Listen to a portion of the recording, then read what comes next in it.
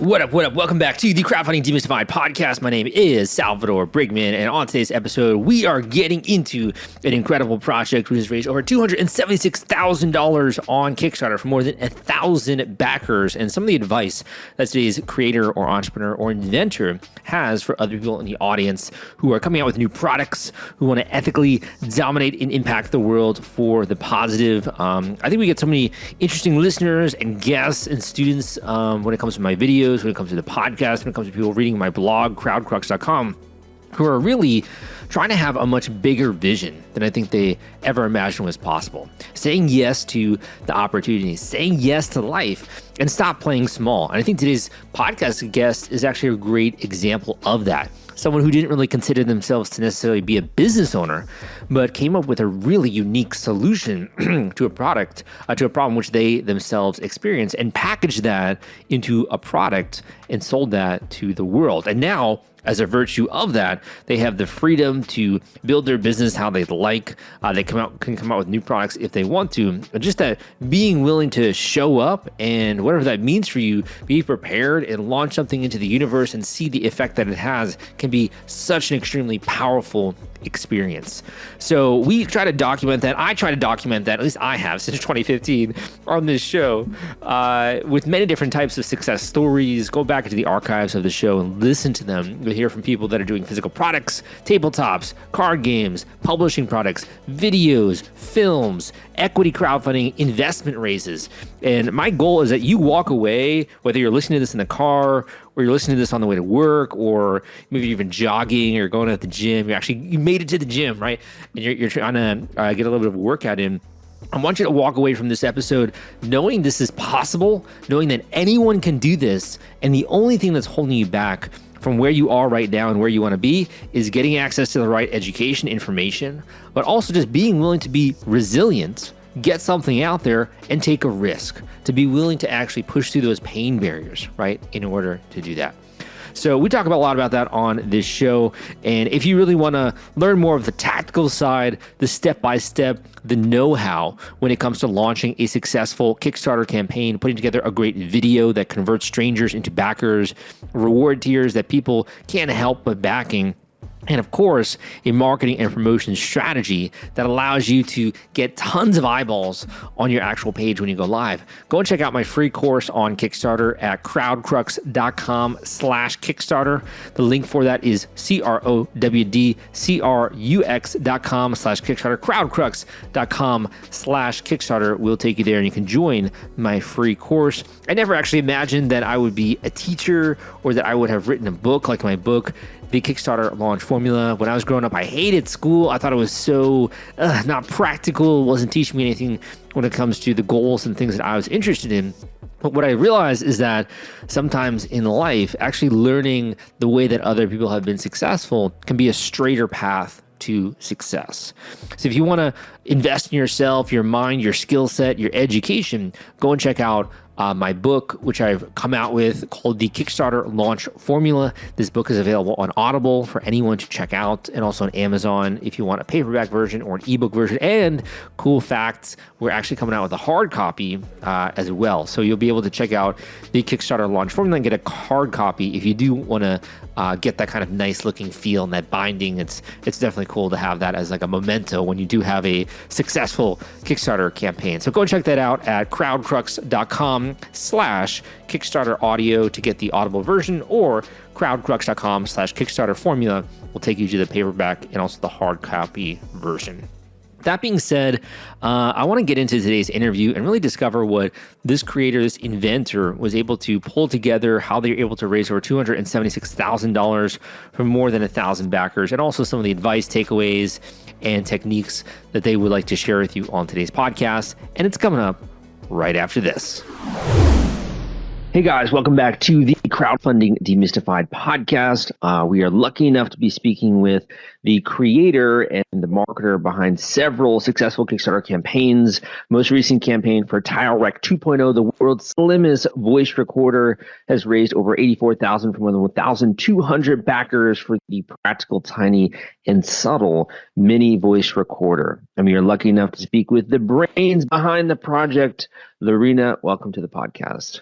Hi, it's nice to be here, and I'm very excited to talk to you guys. Definitely. So to get started, maybe you can fill some gaps in with that introduction and tell the audience a bit about you and the product that you guys have been working on.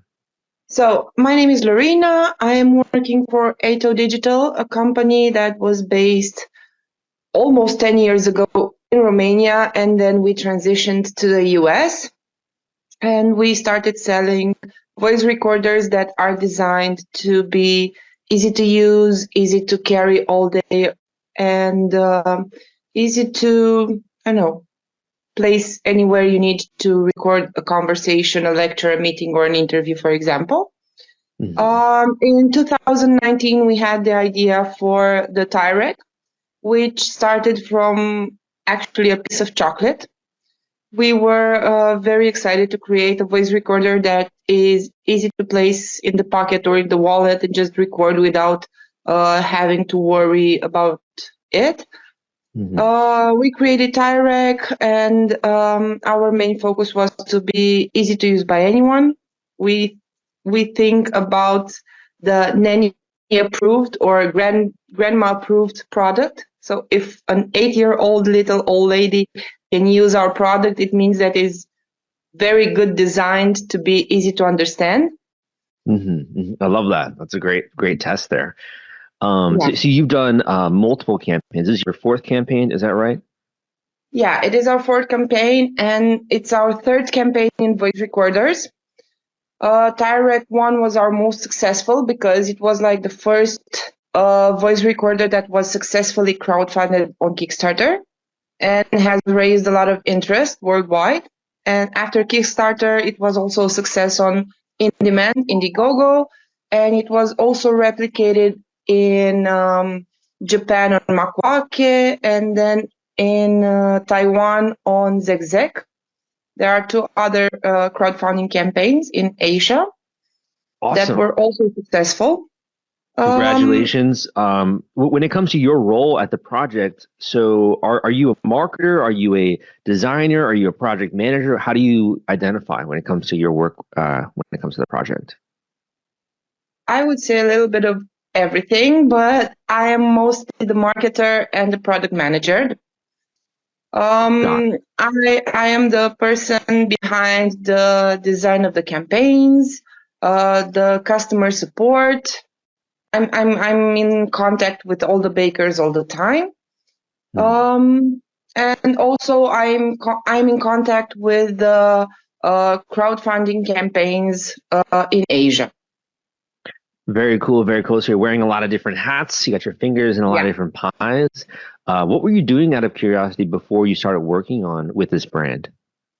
I personally was a kindergarten teacher before that. Wow. So you went from being a kindergarten teacher to then launching and growing brands worldwide. Yeah, that's a huge gap, but it was a very steep learning curve, but I like it and I love it with all the complications and all the challenges that arise. That's super exciting. What led to that decision to make a drastic change in your life and really pursue, creating things for other people and, helping other people with your products? Well, what you said is mainly the basic reason. I like challenges. I like working with people, and this type of activity allows you to get in touch with people worldwide, to understand types of persons, to reach different needs of people with your product, and see how you can do it better, how you can help customers use your product in ways that sometimes even can change their lives. I think that's yeah, very inspirational. So when you're thinking about doing these projects, I mean, you've done a couple of successful ones now. What caused you to come back to Kickstarter? Like, why not just release this on your own website? Why do you continue to come back to the Kickstarter platform out of curiosity? For our company, for us, Kickstarter is like the platform that helps you validate your product idea. So if the Kickstarters will like your product and will back it, most certainly other customers will like it too, because people that are backing products on Kickstarter are very oriented to details, are very picky customers, let's say. So if you manage to get to their needs and understand their needs and address all their requirements, it will be a lot easier to sell on other platforms. So we start the toughest and then we go to the easy other markets. How long are you working on a product before you really unveil it with a campaign? Like, for example, the TileRec 2.0, how long were you working on that before you really unveiled it on Kickstarter? Well, it took us almost 3 years due to the pandemic and everything else. So things were a bit more difficult with the second version because we wanted to keep the simplicity and also add some features that bakers on the first campaign asked for. We wanted to address their needs, but it took like almost 3 years between TileRec 1 and TileRec 2. Now, this is something that's like so cool, and it almost makes me think of like a spy movie, right? Obviously, there are many different applications, but for those that are listening, what are some of the benefits of the TileRec 2.0? You know, what are some of the things that you can do with it, or why is it special? Well, the first thing that is special and makes it different from any other recorder that is currently on the market is that it's very resistant. We actually did a live test, like we drove a car over the recorder and then we test if it records, and it was recording perfectly, even if the tire of the car went over it. So it's very durable. Yeah, it's very durable. Even if you drop it from, I don't know, second store house, it can record afterwards. We actually tested that ourselves and we showed it to our bakers to see that we are talking the truth and we are betting on our product as much as any other, I don't know, product designer. And it is easy to use. It is very convenient. And it's simple. It's just a plug and play device. It does only what we promise it will do. It records.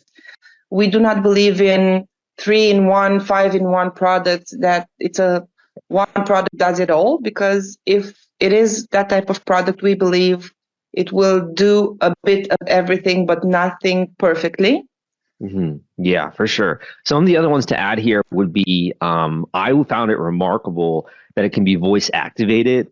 I think it's cool in terms of the memory storage and also the noise cancellation. Like that's a game changer, in my opinion. It is indeed a game changer. It's a noise activation that is updated from the first version. It manages to, let's say, bend the noise from the, I don't know, wind or outside or the scratching of the materials you are putting the device in. So you will have more clear sound quality when you play back. Also, the adding of the earphones, which allows you to play back the recordings directly from the voice recorder, and also fast forward, back forward the recordings as you need. And a new added feature is the segmentation of the audio files. So you can segment the files to the length that you need in order to easier through them. Yeah. Very cool. Very cool. So, I mean, you've been working for 3 years on this. You're preparing for the campaign. Let's flash forward to the night before you go live with this campaign. What was kind of running through your mind? Do you still feel nervous before something like that is about to happen? What's kind of going through your mind? What are you feeling? Well, basically, you don't sleep in the night before the campaign. You're thinking 2,000 things. The good part was that we had some partners from the previous campaign with which we were in contact, and it was a bit easier this time to set up the launch day. We had bakers from the previous campaign that already used our first product and trusted its capabilities and its functionality, and it was easier to have like bakers support in the first day, and that was great. So it was a bit easier the second time around for the same product, the second version of the same product. In thinking about this, if someone's listening to this podcast and they're hearing about someone who's been able to launch this incredible campaign, attract more than 1,200 people, do you have any advice for someone who is in that preparation phase as to how to make sure they have a good launch? Do you have any thoughts on that? Take your time. Be honest to the bakers. Don't try to promise the world or to overpromise. Be honest with what your product is, what your product does, and present it as you would present to a 5-year-old to understand. Be sure to always be in touch with your community and take your time to build that community. I think it is very important to have those first, let's say, 100 people that back you.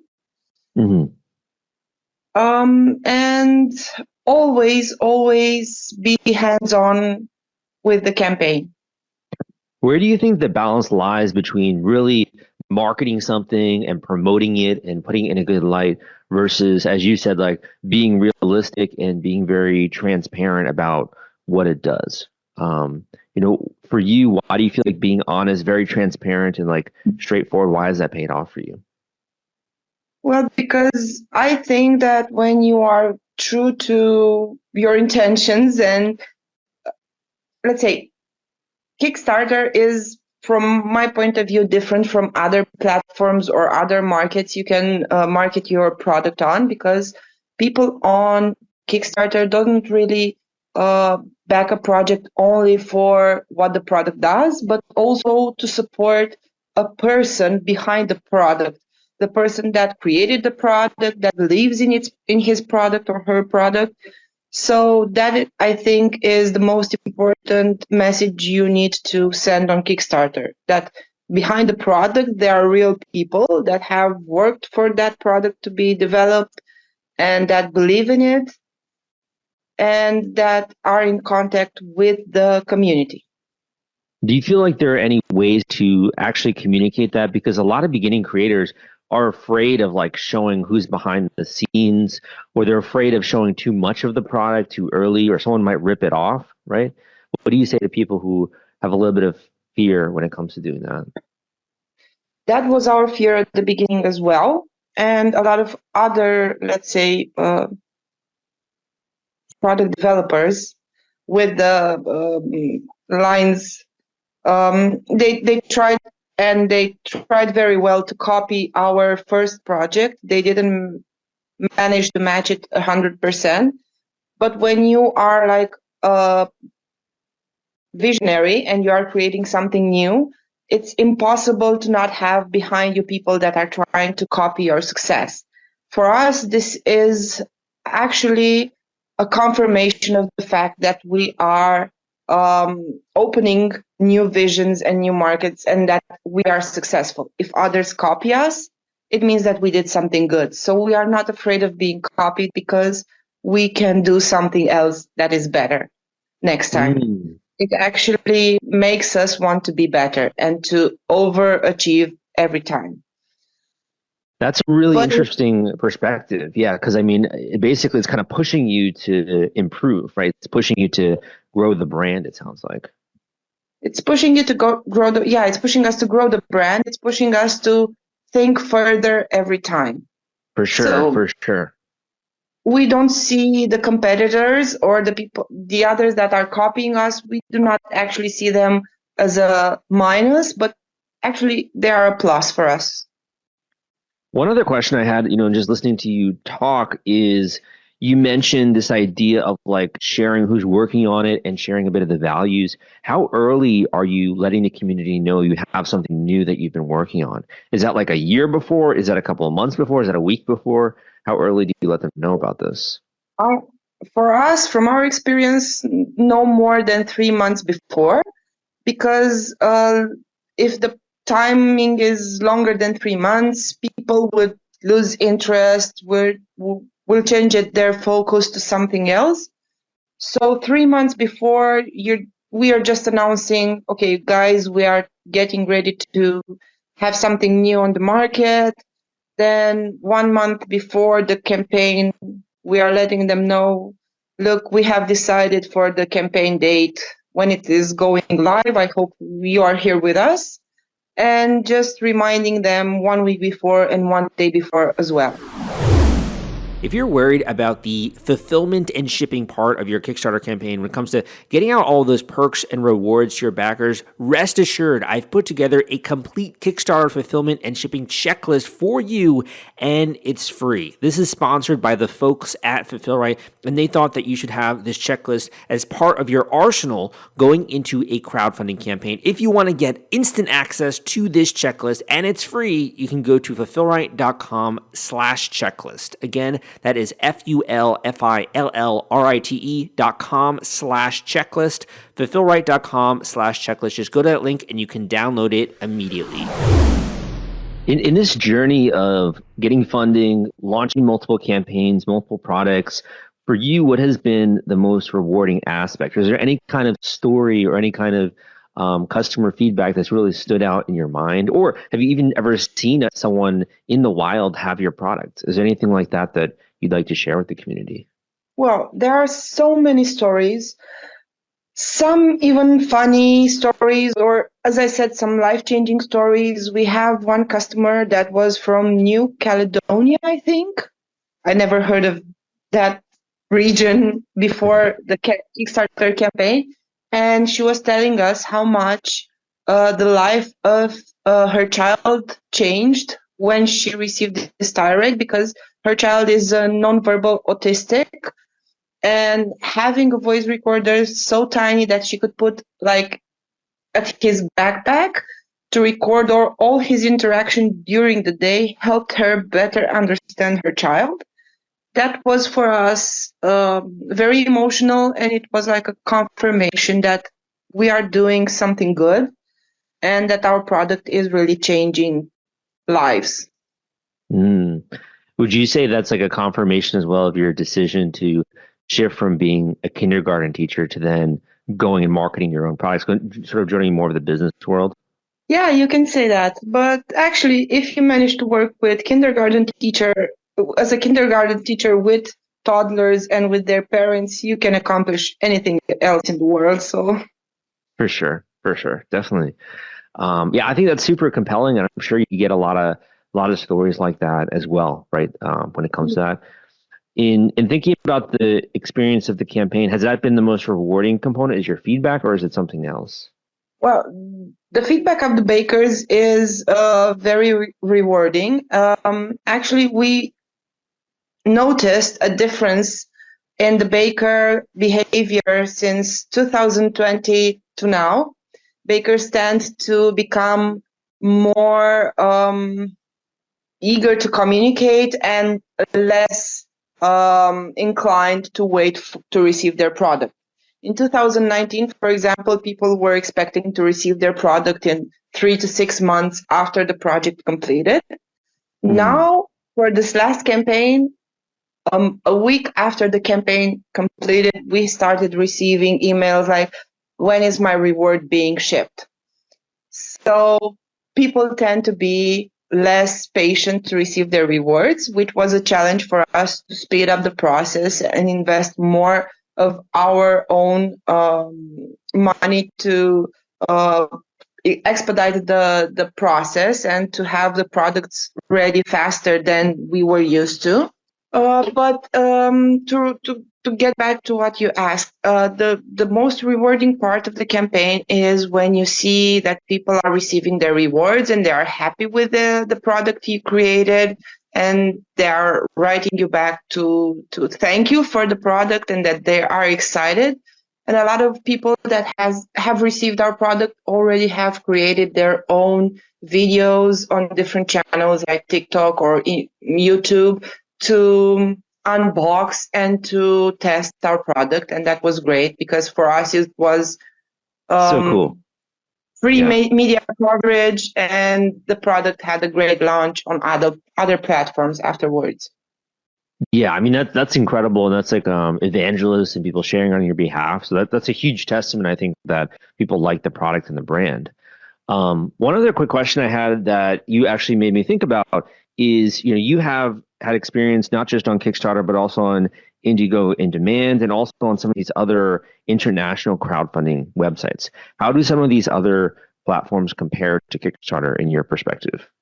Well, Indiegogo in Demand is for us like an after project sales. We do not expect a lot from it, like a lot in terms of comparison with Kickstarter, but we have like 15% more funds added after the Kickstarter campaign, let's say. A very good surprise was the Asian market, Japan, and especially Taiwan, which was more than we expected. For as small as Taiwan is as a country, it raised more than half of the funds we raised on Kickstarter. Wow. So the interest on the Asian market was amazing. And we kind of identified different approaches on the marketing. People in Singapore and in Taiwan and in Japan were more inclined to back our project because it was already a success on Kickstarter. Got So it. So that they was kind of like that. Yeah. they like that, and for them that was like added background for the product. It was like a confirmation that the product is good. Mhm. And also, they tend to be more focused on backing the person rather than the product. So Interesting. Interesting. if you tell your And story and you show yourself as the person behind the product and the reasoning of the product, they are more inclined to back you than only the product. so, in terms of the platform, just so I get it right, what was the one on the Taiwanese platform and the other one that you mentioned, the websites? The Taiwanese platform is zegzeg.com, and on Japan is Makwake, which is like the most successful crowdfunding platform in Japan. So cool, so cool.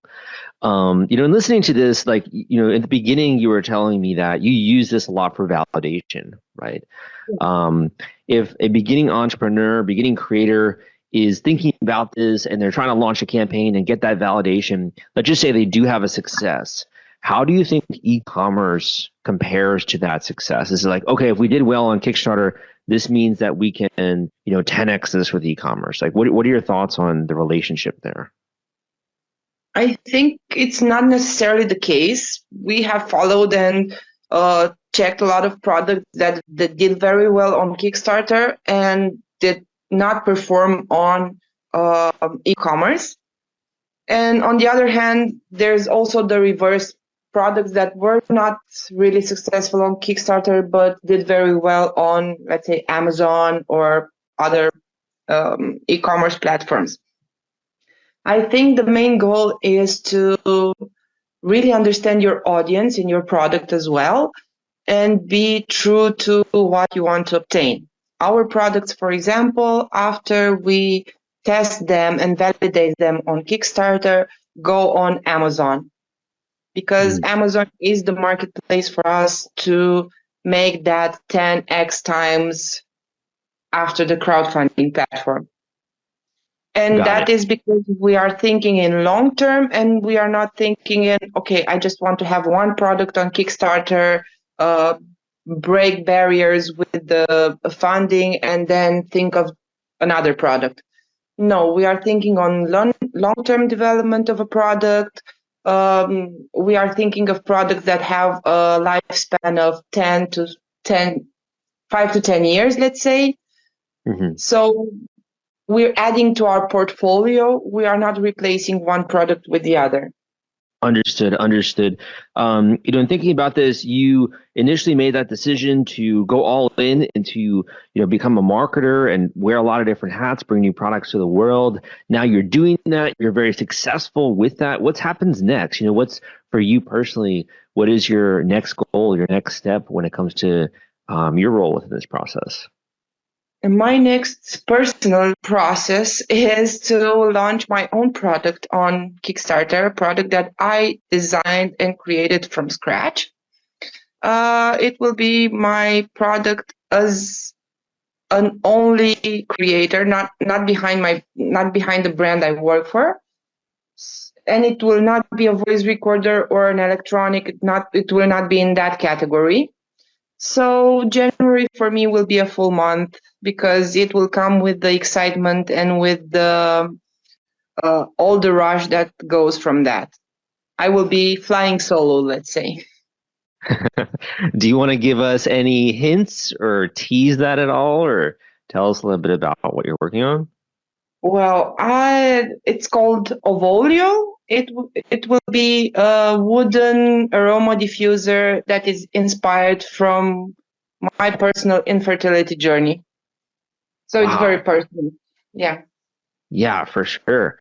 Really exciting. I'm looking forward to seeing it and seeing it come together and come to life. It sounds like that's a great mission, right? And I'm sure you're going to build it also with great materials and values. Yeah. Hopefully. Yeah, I put a lot of soul in it and I put a lot of myself in it. So I'm very excited and nervous about it at the same time. Very cool. Very cool. Well, we're coming to the end of the interview here. I just have like one or two more questions. But first of all, where can people go to learn more about TileRec? And also, if you have your own website, you can also let them know where they can learn more about you. Our own website is atto/digital.com.